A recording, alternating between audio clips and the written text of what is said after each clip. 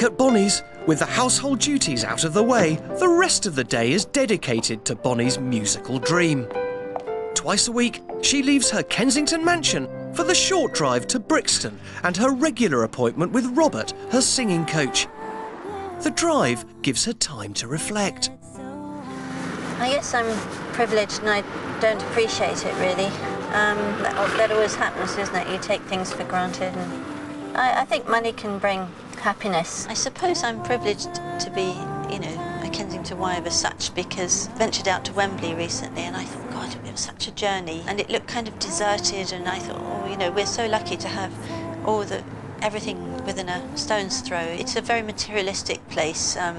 You know, you can't go outside without spending money. I guess if there weren't shops there, I'd go out and come back without having spent any money, but that's an impossibility.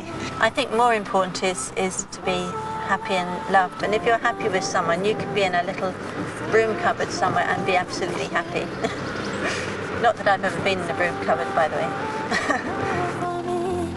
God knows that it was meant to be. You could give me ecstasy. I know you could. Boni regularly performs in London's West End, but on Monday night it's serious. For the first time, Boni is to be the featured artist on the bill at the open mic in Soho. I started having singing lessons recently because I feel I need a bit more volume.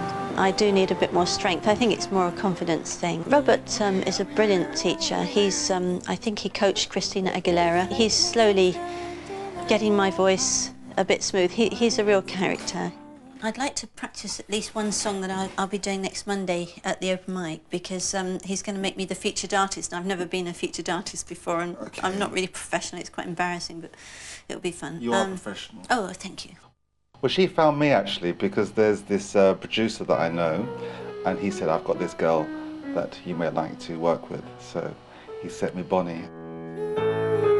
Whatever your hobby is, you should do it. And if you do it in a serious way, you get lots of enjoyment out of it. Boni loves to sing, so I think it's fantastic that she's doing it. And she's doing it to a good standard as well. She wants to be the soloist, she wants to write, she wants to produce her own songs, which she's doing, and that's fantastic.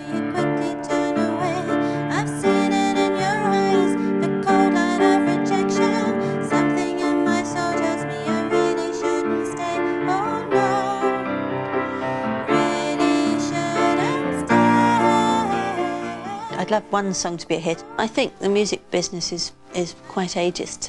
You know, I saw one producer and he really liked my stuff. He said, honey, this is really good music. It's a potential to be a hit record, but you've got to realise we're looking at 13-year-olds. Age is just a man-made thing. Really, it's a you know, what is time? It's a man-made measurement of events, and it doesn't really exist as far as I'm concerned. I don't see why you should be pinned down just because of a number. You should be categorised and said you can't do that. Why should it make any difference? Because there's a number there.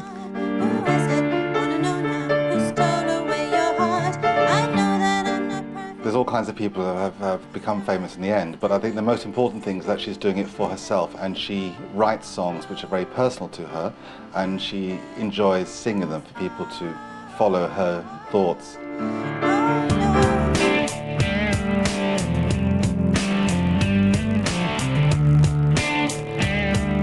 Tonight is Boni's big night. For the first time, Boni is going to be the featured artist on the bill at the open mic in London's West End. The open mic is the venue for budding artists to just turn up and play to a live audience. The venue certainly attracts an eclectic mix of budding rock and rollers. Sitting on my own on the northern line, trying to find a way to pass the time. Up All Night at the Spice open mic isn't the first of its kind, but it is really the most important one in London, if I say so myself. For such a big night, Boni's friends and singing coach Robert have come along to add their support.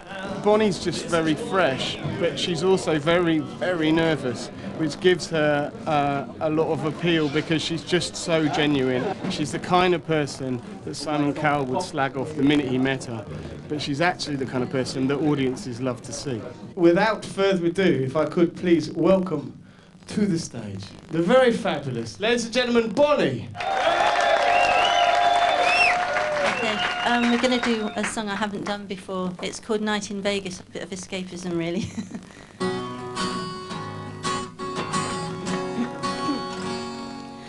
On my first night in Vegas, so much was on my mind. I was hoping that the wine and shows would help me to unwind. I mean, I think Boni could be a huge star, certainly on the gay scene. Heading back to my hotel. There's no reason why she couldn't play Camp at the Astoria or any of those gay nights, and she'd be huge. And there are people, I know there are people coming to see her tonight purely because of that. This life, I've left them far behind. Let the night caress me until the light of day. I actually enjoy the performances at open mic. They're all whistle and clap. It'd be quite fun to be famous, I suppose. I'm not looking for that really. I just enjoy performing. Melting away, oh yeah, melting away, melting away, melting away, melting away. About coming because I've never heard Boni before, and I had like a really nice surprise. Fantastic, I'm very pleased. I mean, what I love, she entertains. The coolest Kensington wife. I haven't met anybody quite like her, and I've met a lot of Kensington wives. Boni's final track is the one everyone's come to see. It's the now legendary Black Ferrari. I just got one more song to do tonight, and it's called Black Ferrari.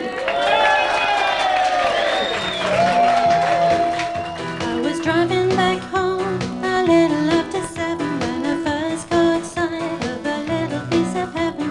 If I could have my dream, I've got like 40 songs, I'd have to sing them at the Albert Hall, you know. Big ideas, but no. I just enjoy the open mic and the fun of it. As Boni plays on, will her dream ever come true? The Albert Hall may only be a phone call away.